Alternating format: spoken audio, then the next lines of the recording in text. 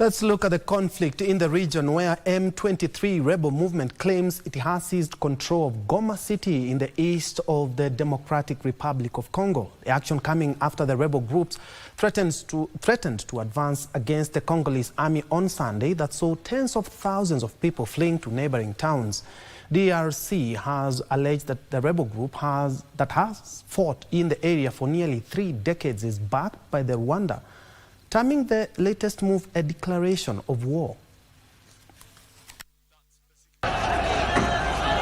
According to amateur videos shared by residents of the city, M23 rebels are seen patrolling Goma's downtown streets.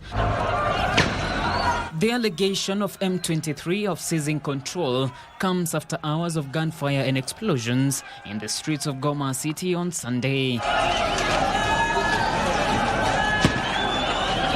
In a statement, the M23 rebels announced the city's capture minutes before 48-hour deadline expired that had been imposed by the group for the Congolese army to surrender their weapons.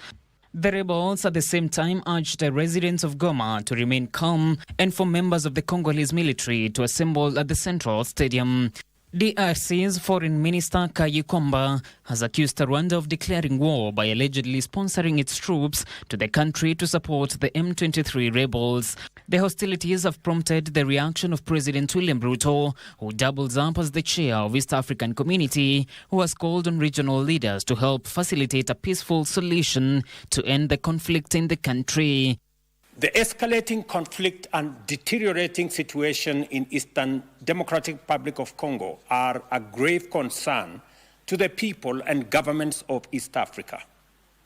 Noting the worsening humanitarian crisis exacerbated by ongoing military actions, including the closure of airspace in Goma, I call for the immediate and unconditional cessation of hostilities.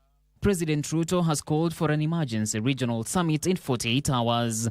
I call on the parties to the Rwanda process on Eastern DRC and appeal specifically to my brothers, President Felix Tshisekedi and President Paul Kagame, both of whom I have had the occasion to speak to this evening, to heed the call for peace from the people of our region and the international community.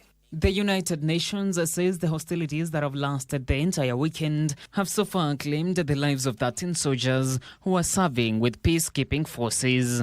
John Kahiro, Lunchtime News.